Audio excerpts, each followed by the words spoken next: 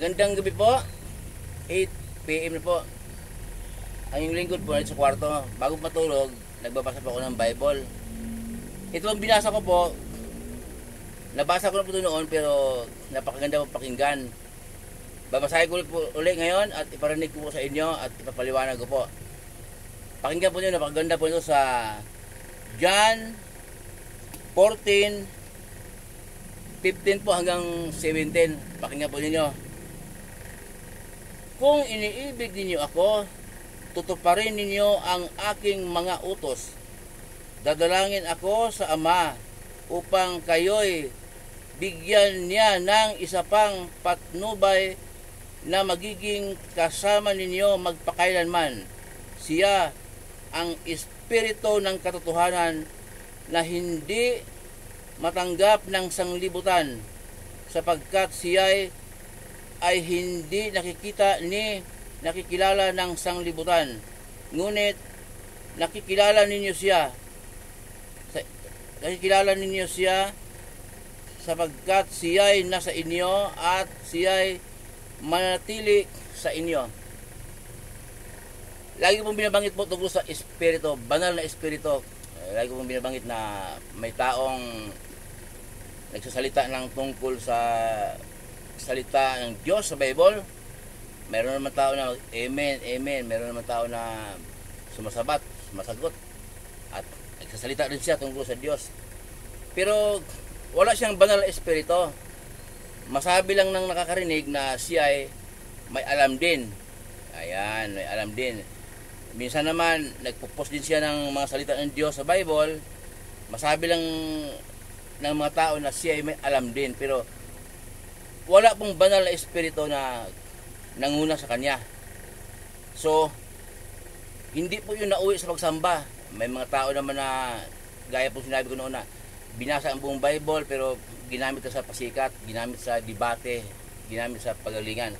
Pero ang sabi po ng ating Panginoon, ito po yung salita ng ating Panginoon Jesus. Sabi po dito na, kung talagang, kung iniibig ninyo ako, tutuparin ninyo ang aking mga utos. Nauna ko pong sinabi po sa inyo na tayo po ngayon, mga Kristiyano, kaya ka nga umamin na Kristiyano ka, sumusunod tayo sa utos ng ating Panginoon Hesus. Okay? Ang sabi ng ating Panginoon Hesus dito, ito po yung salita ng ating Panginoon Hesus. Kung iniibig ninyo ako, tutuparin ninyo ang aking mga utos. Ang utos po niya, mababasa po natin sa Mateo, Lucas, Marcos, Juan. Okay? Yung pong mga gawa, Corinto, Roma, hanggang aklat ni Judas mapapahayag, yun po ang mga turo, pangangaral ng kanyang mga alagad. Pinasulat po sa Bible, pinasulat po ng Diyos para sa panahon natin ngayon, mababasa po natin. Okay? Lagi po sinasabi sa inyo na bago umakyat ang ating Panginoon Jesus sa langit, kinausap niya ang kanyang mga alagad na kung paano ako isinugo ng Ama, gayon din naman isinusugo ko kayo. Kaya ang mga ngaral po, ang ating Panginoon Jesus, ang kanyang mga alagad, nandito sa Bible, babasahin lang po natin at ipapaliwanag. Ang sabi po dito, ang ating Panginoon Jesus, kung iniibig ninyo ako, tutuparin ninyo ang aking mga utos. Ang tanong po, tinutupad ba natin ang utos ng ating Panginoon Jesus? Mababasa po natin sa Mateo 17:5, tinig ng Diyos Aman makapangyarihan sa lahat. Ang sabi, siya ang minamahal kong anak na lubos kong kinalulugdan, pakinggan ninyo siya. Utos po ng Diyos Ama yun, na pakinggan natin natin Panginoon Jesus. Ang kaso po, ang tanongin natin sa ating sarili kung sino ang ating sinusunod. Baka yung mga turo ng mga nauna, mga pare o ano bang yun. Maraming turo sila na hindi turo ni Jesus, ha? Huwag po tayong maguguluhan. Ang turo ni Jesus ang ating pakinggan dahil sabi niya, kung talagang iniibig niyo ako, tutuparin niyo ang aking mga utos. Sabi po, dadalangin ako sa Ama at bigyan kayo ng isa pang kasama ninyo magpakailanman. Siya ang banal na Espiritu. Okay? Na hindi matanggap ng sanglibutan ni hindi makikilala, at ngunit kilala niyo siya at siya mananatili sa inyo. Ang kausap po dito ating Panginoon Jesus, yung mga mananampalataya. Kasi kung hindi ka po mananampalataya, walang banal na espiritu na mangunguna sa iyo.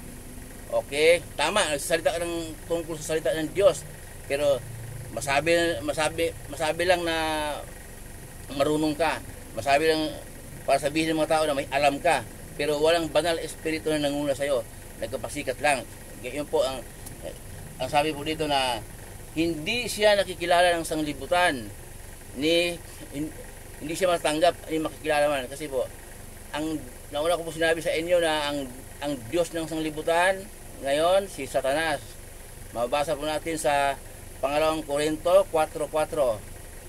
Ang Diyos ng sanglibutan si Satanas. Kaya ang sabi po natin Panginoon Jesus dito sa huli ay siya'y hindi matanggap ng sanglibutan hindi rin nakikilala ng sanglibutan. Kasi nga, ang sanglibutan po at ang Diyos ngayon ay magkalaban. Pero ang Diyos amang lumikha ng sanglibutan.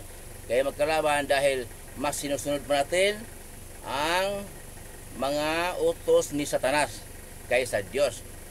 Masarap magkasala Ganun po kasimple yun, napakasarap magkasala. Pero yung magpakabuti ka sa kalooban ng Diyos, kasi po, mayroon mong mabait na hindi sa Diyos. Mabait ka, maraming kaibigan, inaproban mo lahat, mga kalokohan, maraming kaibigan mabait ka, pero pagka susundin natin ang turo ng ating Panginoon Jesus, para sa mga tao sa libutan, hindi ka mabait. Kakontra ka niya. Pero wag po kayo matakot. Sa Diyos po kayo matakot. Muli po yung lingkod, si Chef Roy.